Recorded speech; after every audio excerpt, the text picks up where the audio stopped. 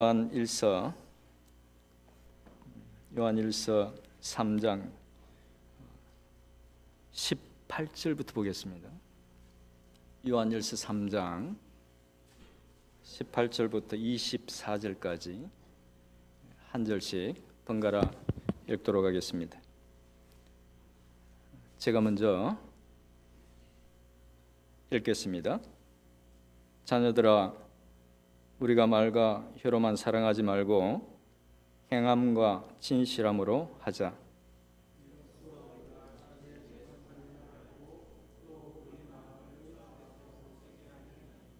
이는 우리 마음이 혹 우리를 책망할 일이 있어도 하나님은 우리 마음보다 크시고 모든 것을 아시기 때문이라.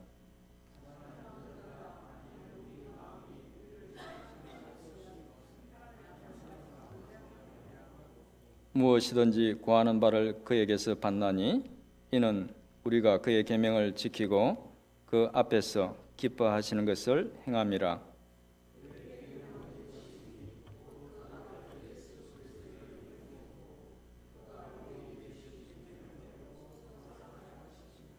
(24절) 같이 읽겠습니다. 그의 계명을 지키는 자는 주 안에 거하고 주는 그의 안에 거하시나니 우리에게 주신 성령으로 말미암아 그가 우리 안에 거하시는 줄을 우리가 아느니라. 아멘. 먼저 요한 1서가 담고 있는 큰 주제에 대해서 말씀드리겠습니다. 요한 1서는 크게 세 가지 주제를 담고 있습니다. 첫째는 1장, 2장에서 다루고 있는 내용인데 하나님은 빛이시다라는 것입니다. 둘째는 3장, 4장에서 다루고 있는데 하나님은 사랑이시다라는 그런 주제를 담고 있습니다. 셋째는 하나님은 생명이시다는 주제인데 5장에서 다루고 있습니다. 오늘 말씀은 두 번째 부분, 하나님은 사랑이시다는 주제로 말하고 있는 내용의 일부분입니다. 본문을 살펴보기 전에 먼저 요한 1서를 읽을 때에 기억하면 유익할 두 가지를 말씀드리겠습니다. 첫째는 요한 1서의 저자 사도 요한에 대한 이야기입니다. 사도 요한은 12사도 중에서 가장 어린 사도로서 주님께서 특별히 가까이 두었던 세 제자 베드로와 야고보와 요한, 바로 그 요한이었습니다.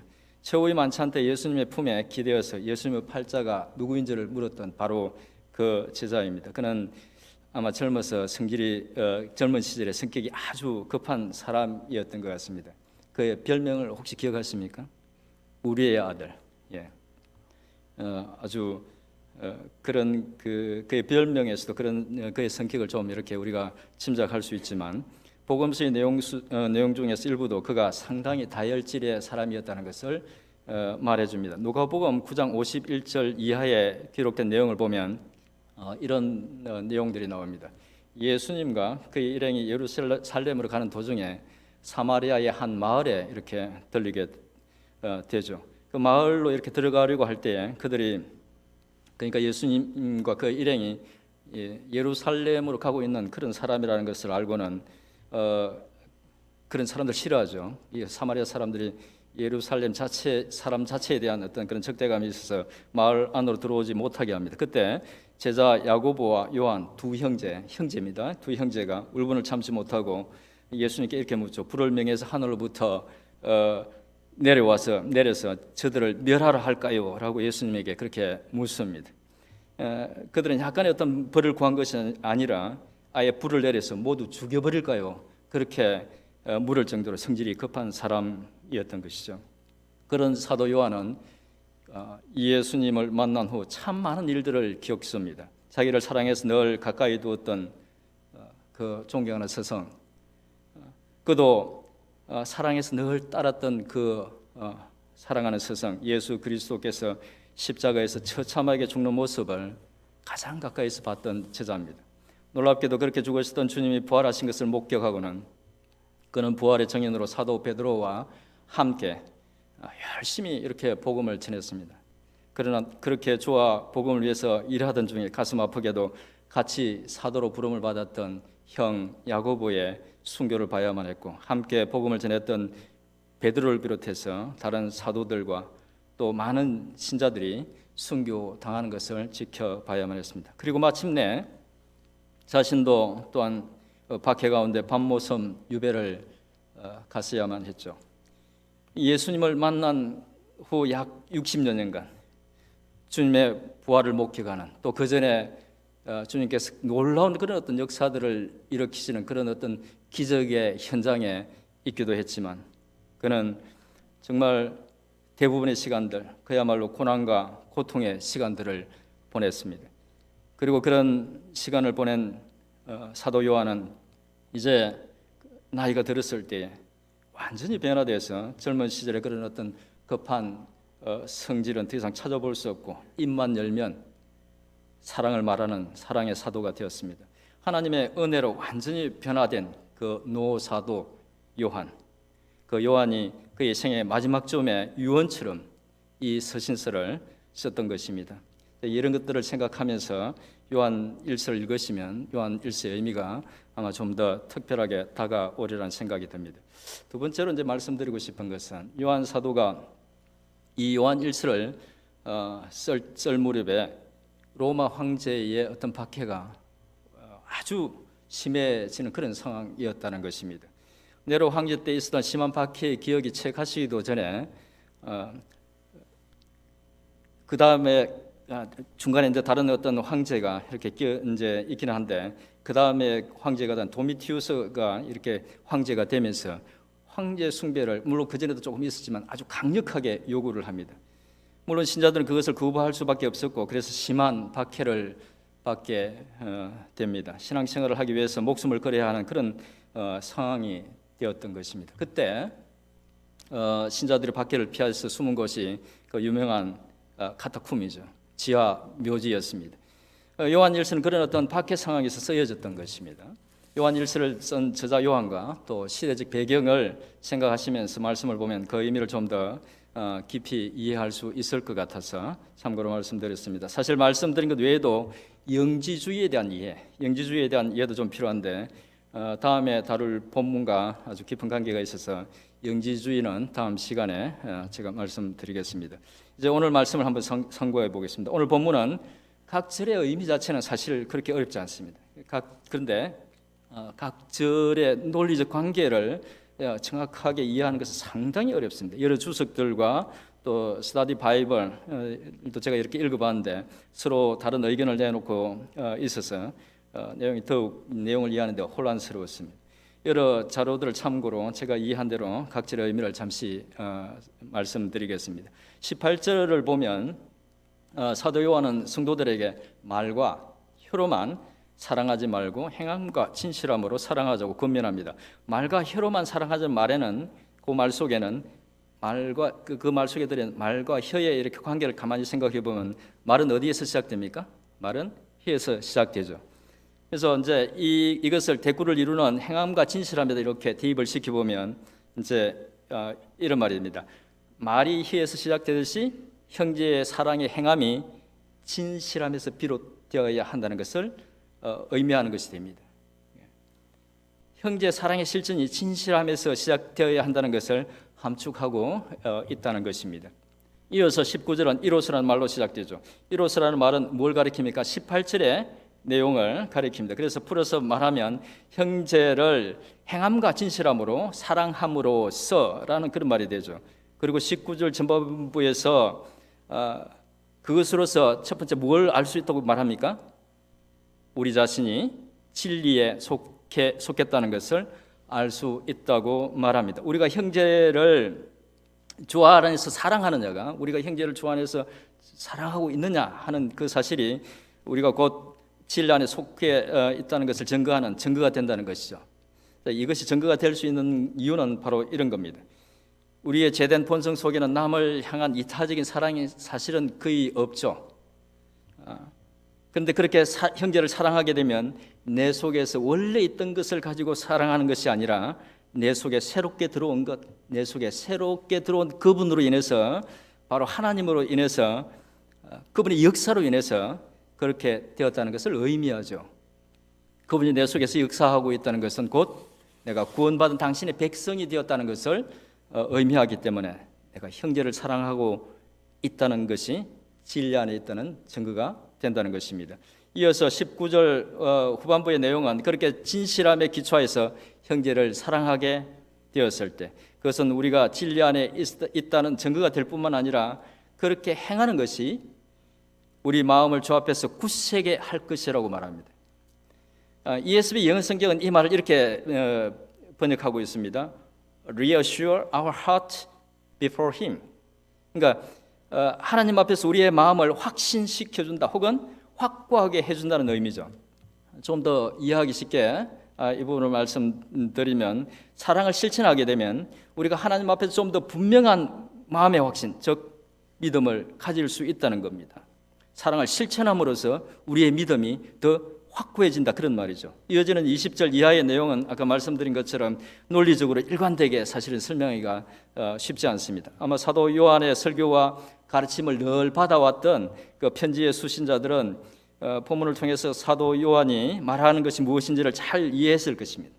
하지만 사도 요한과 독자들이 공유했던 그런 어떤 컨텍스트가 없는 우리는 본문의 내용만을 가지고는 정확하게 논리적 구조로 이해하기는 쉽지는 않습니다. 하지만 내용이 아무리 복잡하더라도 한 가지 중요한 메시지를 중심으로 말하고 있는 것은 분명합니다. 그것이 무엇입니까?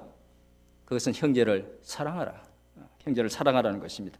그래서 형제를 사랑하라는 것을 중심 메시지로 해서 20절 이하의 말씀을 해석하자면 우리의 마음이 혹 우리를 책망할 것이 있어도 우리의 하나님은 우리의 마음보다 크시고 모든 것을 아시기 때문이라 하는 이 말씀은 형제 사랑을 실증하는 가운데 우리가 좀 부족하다 할지라도 하나님은 우리의 연약함을 아시기 때문에 이해하시고 용서하실 것이고 바로 그렇기 때문에 19절 마지막에서 말씀하고 있는 것처럼 우리 마음이 확신 속에 있을 것이라는 그런 의미가 되는 것입니다. 그러나 21절에서 말하고 있는 것처럼 만약 우리 마음이 우리를 책망할 것이 없으면 하나님 앞에서 담대함을 얻을 것이라고 말합니다. 그런데 이 말씀은 조금 신중하게 이해를 해야 됩니다. 21절의 말씀이 우리가 형제를 사랑하면 하나님 앞에서 좀 더 당당하게 될 것이라는 말씀처럼 보이지만 사실은 우리의 선행이 아무리 크다 할지라도 하나님 보시기에는 부족한 것입니다. 그리고 또 아무리 우리가 형제 사랑과 같은 선행을 한다 하더라도 그것이 하나님 앞에 내세울 수 있는 그런 어떤 것이 결코 될 수 없습니다. 누가복음 17장에서 예수님께서 제자들에게 종이 주인에게 해야 할 일을 했을 때 주인이 종에게 감사하겠느냐 그렇게 반문하시면서 그들도 그러니까 제자들도 주의 명령을 다 행한 후에 우리는 무익한 종이라 우리가 해야 할 일을 한 것뿐이라고 말해야 한다고 그렇게 제자들에게 말씀하셨습니다. 예수님의 말씀을 이 말씀에 비추어서 생각해 보면 형제 사랑은 우리가 당연히 마땅히 해야 할 일인데 그것을 했다고 우리가 주님 앞에서 아주 당당해질 수 없다는 것입니다. 그러면 하나님 앞에서 우리가 담대해진다는 말을 우리가 어떻게 이해해야 될까요? 이 부분에 있어서 영어 번역이 훨씬 더 쉽고 명확해 보입니다. ESV 영어 성경은 이렇게 번역하고 있습니다. We have confidence before God. We have confidence before God. 하나님 앞에서 우리가 확신을 갖게 된다는 것입니다. 우리 마음이 하나님 앞에서 담대함을 얻을 것이라는 말씀의 의미는 형제의 사랑을 통해서 우리가 신앙이 점점 더 성숙해지게 되면 하나님을 향한 보다 확고한 마음을 갖게 된다는 것. 즉 하나님을 향한 믿음이 더욱 견고해진다는 그런 의미로 이해해야 한다는 것입니다. 그리고 22절에서 말씀하고 있는 무엇이든지 구하는 바를 그에게서 받는다는 의미는 우리가 구하는 것은 아무 것이나 무엇이든지 그렇게 다 받게 된다는 그런 의미라기보다는 형제를 사랑함으로써 신앙이 점점 더 성숙해져서 그래서 하나님 앞에서 어떤 것을 구할 때 그 사람은 어떤 걸 구하겠습니까? 하나님의 뜻에 합한 하나님의 뜻을 따른 그런 어떤 것을 구하게 되겠죠. 그렇게 되었을 때 그런 기도에 응답을 받게 된다는 그런 의미로 이해해야 하는 것입니다. 그런데 그러면 왜 형제를 사랑하는 것 때문에 우리의 신앙이 성숙해지고 또 우리 기도에 응답을 받는 그런 축복을 누리게 될까요? 22절 후반부에서 그 답을 주고 있습니다. 22절 인원부터 우리가 같이 한번 읽어보겠습니다. 시작. 이는 우리가 그의 계명을 지키고 그 앞에서 기뻐하시는 것을 행함이라. 그런 축복을 누리게 되는 이유는 형제 사랑이 곧 계명을 지키는 것, 또한 하나님을 기쁘시게 하는 것이기 때문이라고 말씀하고 있습니다. 그러면서 23절에서 두 가지 계명을 이야기하죠. 첫째는 예수 그리스도를 믿는 것, 둘째는 그가 주신 명령적 형제를 사랑하는 것이라고 말합니다. 그런데 23절 앞에 내용을 이렇게 쭉 우리 읽어보면 그 두 계명 중에서 예수 그리스도를 믿어야 한다는 계명을 지켰다고는 지킨 것에 대해서는 말하고 있지 않습니다. 단지 형제를 사랑하는 것만으로 마치 예수 그리스도를 믿어야 하는 계명까지 두 개의 계명을 동시에 잘 지킨 것처럼 말합니다. 그 이유는 아마 이렇게 이해하면 될 것 같습니다. 형제를 사랑하는 사람들은 그들이 믿는 누구죠? 주님의 명령을 따라서 형제를 사랑한 것이기 때문에 형제 사랑 그 자체가 주를 믿는 것과 또 주님께서 명령하신 형제 사랑의 계명 두 가지를 동시에 지킨 것이 되기 때문이죠. 마지막 24절은 바로 그렇게 형제를 사랑함으로써 두 계명을 지킨 사람은 주님이 누구 안에? 자기 안에, 자기가 주님 안에 거하게 된다고 말씀합니다. 그리고 그 사실을 어떻게 한다고요? 주님께서 주신 성령을 통해서 확인할 수 있다고 말합니다. 제가 이제 복잡하게 말씀을 이렇게 설명을 드렸는데 정리해서 말씀드리면 마치 돌을 이렇게 물에 탁 던졌을 때 동시모드로 퍼져가는 것처럼 이렇게 형제 사랑을 하게 되면 진짜 우리가 진리 안에 속해 있다는 그 증거가 되고 그것이 둘째 그것을 통해서 우리는 점점 더 성숙한 믿음의 사람이 되어가고 또한 그것을 통해서 주님이 내 안에 내가 주님 안에 거하게 된다는 것입니다. 그러고 보면 형제 사랑은 어떤 것입니까? 영적으로 다양한 선물이 들어있는 그런 종합 선물 세트와 같은 것입니다. 형제 사랑 속에 많은 영적인 선물이 들어있다는 것이죠.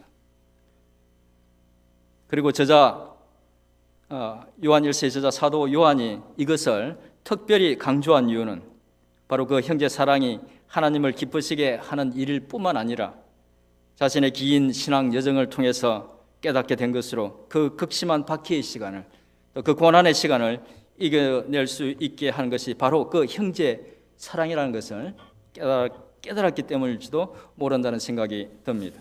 저는 사랑하는 이 명령을 성경에서 종종 볼 때마다 옛날에 이런 생각을 했습니다. 누군가를 사랑하는 것은 우리의 마음이 움직여야 하는 것이지 우리가 작정한다고 사랑할 수 있는 것일까?